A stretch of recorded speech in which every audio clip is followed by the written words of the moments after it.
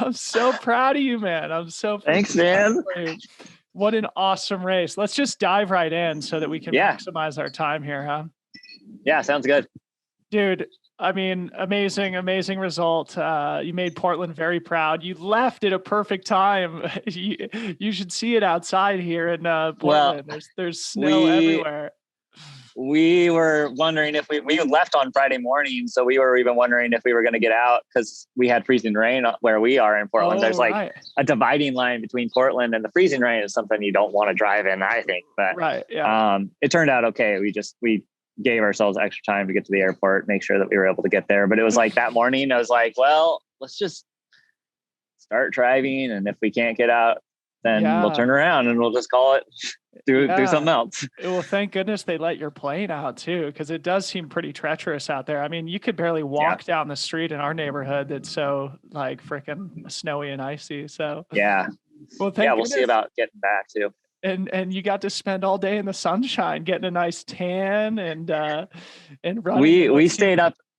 We stayed up in Prescott last night, and there was a full-on blizzard that happened as well, which was like, really? What's going on? We're in Arizona. Yeah. Wow. Well, I guess let's start with, just a congratulations, and how's the body and mind feeling today after such an awesome effort? Feeling pretty good. Yeah, I actually went up to a little part of the trail just this morning. Rachel's running right now. Yeah. Went out to a little part of the trail and just went for a walk, probably a mile or so. And you get the body moving again, and the creakiness starts to dissipate. So feeling not too bad now. Mind, man, I did not sleep last night. You're just like kind of hot like a furnace, just from burning so hot all day. Got some reading in though in the middle of the night.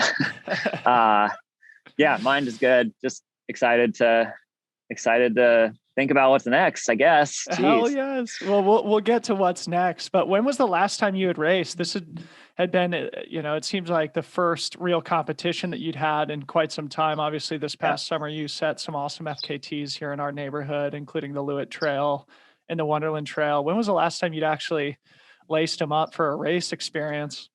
I raced at the Old Cascadia 50 mile, like first week of October, and popped my ankle, horrible conditions. I dropped out first DNF, sadly. So that was technically a race. It was more just like going to be a way to get a long run in and kind of just get a race in for the year. But prior to that is actually Javelina, not too far from here. Yeah. So it's kind of funny to think like that was the last race. That was a long time ago. That was like October of 19 or something like that. Yeah, exactly. Wow. Awesome, man. Well, one of the things I'm curious about is just like the sort of racing rust that we experience, when we try and race at a high level, and is sort of thinking about the season coming up here and, my lead up into Hard Rock, wondering like, okay, well, where are there going to be opportunities to sort of test myself? Did you feel like you had any ring rust, as they call it, or were you sort of feeling more fresh and energized and looking forward to the experience?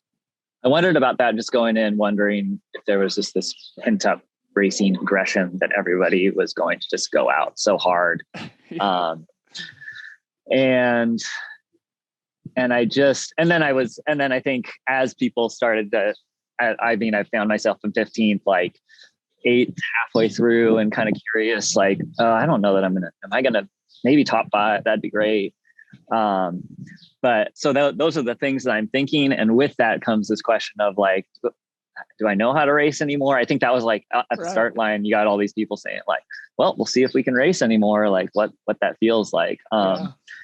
But I also went in with a lot of confidence, just like been working with a new coach, Matt Lay, which has been awesome. New like strength training implemented into training as well, and that's been awesome as well. So there's some pieces there that and the mental piece as well, which we've talked about quite a bit, just like working on mindfulness and stuff. So having those pieces in place that I don't think were ever in place prior, had me feeling like, you know what, I'm just going to go and run my race. And I knew that I could. I knew that I should run the entire thing. Like you got to run this entire course, right. And that would put me in a decent position. And just like doing some research and knowing that this on paper, this course like doesn't look like it would be that hard, but it really chews people up. Yeah. I want to talk a little bit more about that, but before we move on from your training and Dr. Matt Lay, who's a mutual friend of ours, shout out to Matty Lay. It's awesome that you guys are working together, and it seems to be a perfect fit for you. Talk more specifically about what you guys were focused on in your training. Since, you and I spoke last on the podcast, after the Wonderland Trail. Of course, it's like a difficult time, where there's not a lot to train for. It's hard to stay super motivated. What specifically were you guys working on through the fall and winter months that you think set you up for success yesterday? I mean, I think the main thing is just the consistency. I think the shift that I've had is a little bit more quality workouts, or more maybe like oftentimes two a week quality workouts. I would probably like spend a lot of time, if I were coaching myself, doing a lot more like hard 3-4 minute sessions and stuff like that, like VO2 max sort of stuff. And I was like, I don't even like doing those, but I'll do them. And he gave me some, of course, but not a whole lot. And I think that was just like, I was like, but I love tempo. Yeah, I just love tempo. Dude, we're the same person. We're the same person. Yeah. Yeah, I liked watching your video too of the VO2 max. I'm like, I don't even want to watch that. Yeah. I was ripping some turbo 3-minute sessions on the trainer this morning, just inspired by your effort and feeling like I had to get something in when the streets, are inhospitable to running here in the neighborhood. Anyway, so yeah, you're doing a lot of consistent high quality stuff. Yeah, I mean, because looking at your volume, it's not crazy high, but it is super consistent, just churning week after week.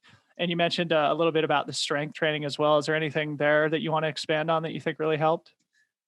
I guess just feeling like an athlete, and like not just a runner, but feeling like an athlete and feeling like I could just carry myself with strength. And Rachel and I just like both of us have been kind of doing this training together. Just like, yeah, this is really like, I just feel different,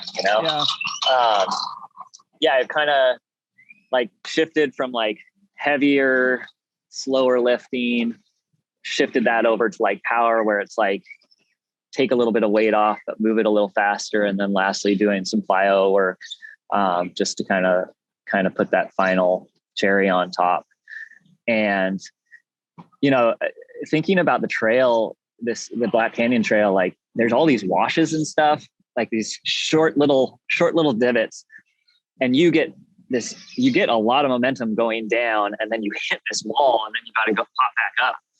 And that I think really takes a pounding. So I think that whole, like the plyometric work, that type of training can really help with this course.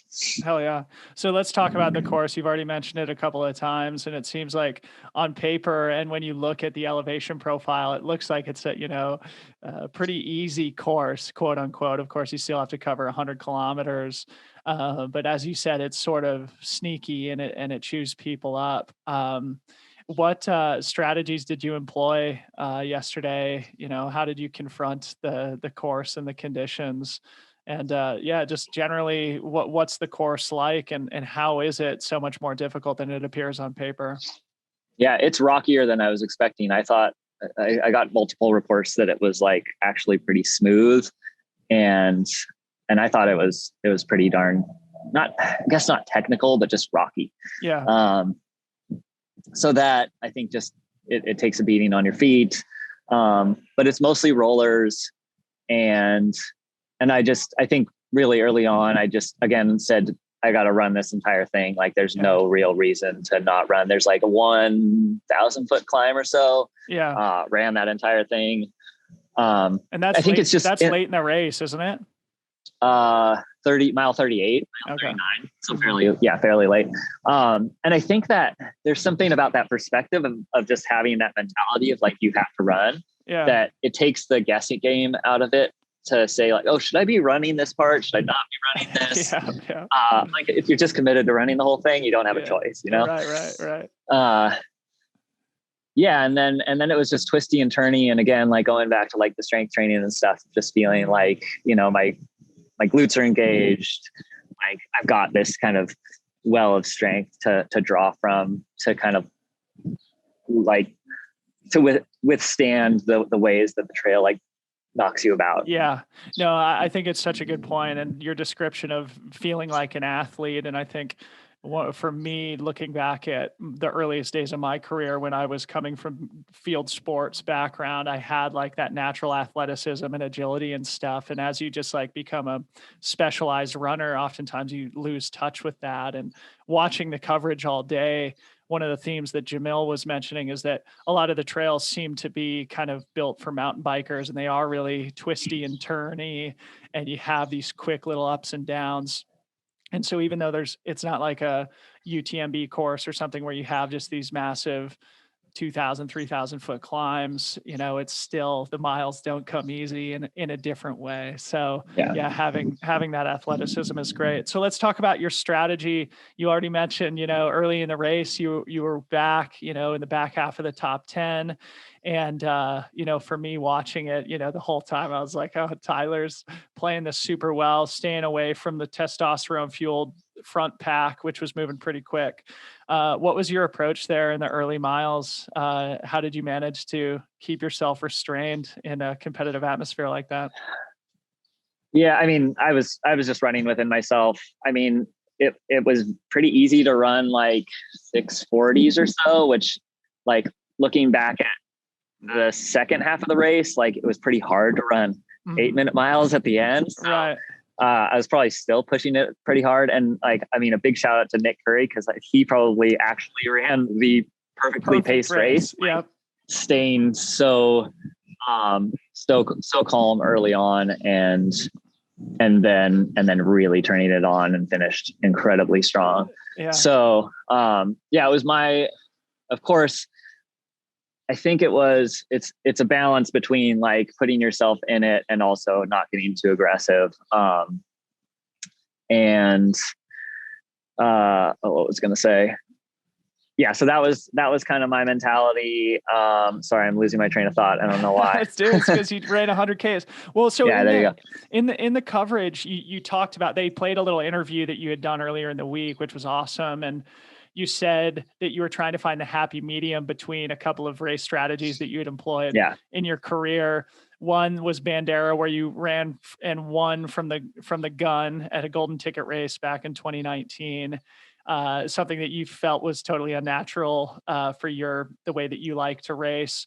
And the other where you felt that sometimes you run artificially slow or too slow, too conservative in the early miles, and that you were looking to find that happy medium. Did you feel like that was a success yesterday? Yeah, I think medium? So. Yeah. I mean, I honestly felt like where I was running early on, like still felt like a pretty good clip, and that I wouldn't have wanted to be running any faster than that. I had Hayden's splits from last year, like written for a few of them, and was just like, I want to make sure that I'm not ahead of these by any means. Like quite a bit behind it is fine with me. Yeah. So that was nice just to have that in mind, to know if I'm running like way too fast.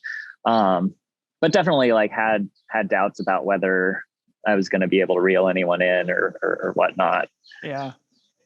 So it's kind of around the middle of the race, or even slightly beyond that, the race kind of started to fray a little bit. I mean, the leader at that point was Brian Whitfield, and Seth Ruling was not far behind him. And it seemed that they both ran into some difficulties and both dropped out when they were leading the race at 60K, or about 40 miles. So 2/3 into the race, which really kind of put you in the hunt at that point.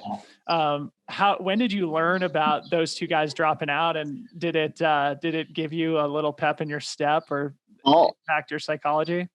All that was happening around the Black Canyon City out and back, so you could see it all happen, and which was really nice. I mean, so it was like, I think 5 miles prior to that, maybe 7 miles, I had heard that the gap was like maybe 14 minutes up to the front. Wow. And I was in 8th. And then by the time I was coming into the next aid station, I was in 3rd all of a sudden. Like Seth was at the aid station and didn't look like he was going to continue. And then is it Brian Whittemer? Is that right? I think Whitfield. Whitfield, sorry. Yeah. He was out running with Craig Hunt, and they both looked great. And then I like go out on the out and back, and Ryan's like walking back. Yeah. And I was like, weren't you just up there? And I was like, all of a sudden I'm in third. I'm like, oh, okay, well maybe we got a shot at this. And then, I was cheering on my buddy Justin as well, and he was shortly behind, and he had a fire in his eyes. And I was like, we ran by each other, and I was like, stay hungry. Yes. Oh, what a great thing. What an awesome thing. So you have that sort of great, I guess, inspiring moment where you feel like, okay, I'm actually in play here. My strategy is actually working. The guys who are pushing super hard off the front, going for those golden tickets are starting to hurt a little bit, but you're still, eventually you find yourself in second place behind Craig Hunt, who took the lead for a while there in the second half of the race.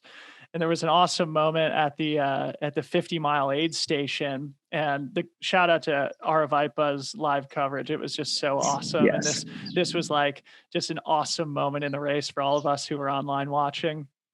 And Craig comes in, and you can tell he's worked, he's puts his hands on his knees, he's drinking a couple of bottles, and you come in just like trotting in, looking great. And he sort of leaves in a rush, and you took your time. So talk about that moment in the race, because it seemed like a crux pivotal moment where, you could have rushed through a little bit more quickly, but you took your time. Anyway, just pick up there. That was awesome.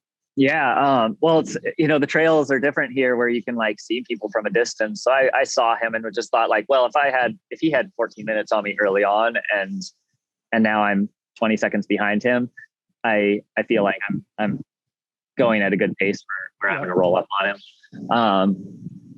So yeah, definitely just took my time and made sure that I had my nutrition in place. I wasn't eating at that point. I was kind of done with gels and just going with liquid calories and stuff. So took in some ginger ale, I guess, and put that down. And then actually Rachel wasn't planning on pacing me at all. And then she said, "Hey, you want me to run a couple miles with you?" She got a pacer bib like 5 minutes before and was like wearing cotton pants and stuff, or cotton shorts. And I was like, "Oh yeah, that sounds good." And so she started running with me a little bit. And then she's like, "I think I'm just going to go with you the whole time." I'm like, "Okay, that sounds good." She's, and that was great. And she, again, where she's just like, just that encouraging, like, you're looking good, you look strong, stay patient. And yeah, you could just kind of slowly see that gap come forward, and he stepped off the trail and said, "Good job." I mean, that's a legit effort for someone who just is coming off of the Carbon X effort and hung with Jim longer than anyone else. So I mean, that was a really strong effort, and had maybe without the double, we would have been looking at a different finish scenario. It's true. Yeah. Well, that's awesome. And I think for us who are watching it, I think it was a great like kind of learning experience too. Not only that moment, but the fact that all three of you guys who finished on the podium just ran these super smart races, and it was totally rewarded for you and Eric Sensman and Nick Curry. But also at that aid station specifically, when like I said, you could have rushed out with Craig Hunt at that point and sort of rushed through it or sort of tried to put him away at that point. But you took your time, you left maybe a minute after him, and then you just kind of like walked down the trail a little bit with Rachel before you started to trot off to put away the last 12 miles and take a phenomenal victory. So it was awesome, strategic sort of operation within that aid station that I think a lot of people could sort of learn from. Yeah. So at what point, like when you caught him, it wasn't a race? You didn't have to make a decisive move or anything. He just stepped off the trail for you. Yeah, stepped off the trail, and then I think he continued forward for a little while, and at some point decided to turn back. Oh, did he really? Did he drop out? He ended up dropping. Oh, I wonder. Yeah. So yeah, it just felt like it was funny because like during our training, Rachel and I had this, or during one of my final training sessions, we had this time when she ran out ahead of me and I had to go and chase her down. And then I was like, as I got up to her, I was like, I'm going to put the hammer down so hard right now. It's just like break her, which feels bad. She's my wife.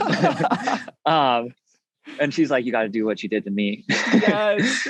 So, and didn't necessarily like, I didn't surge or anything like that, but definitely like, you know, out of sight, out of mind, like just keep that gap growing quickly, you know? So you take the lead, and did you have any idea what was going on behind you? Like at that point, did you just focus? No, Sensman and I ran for a while, and he was cramping.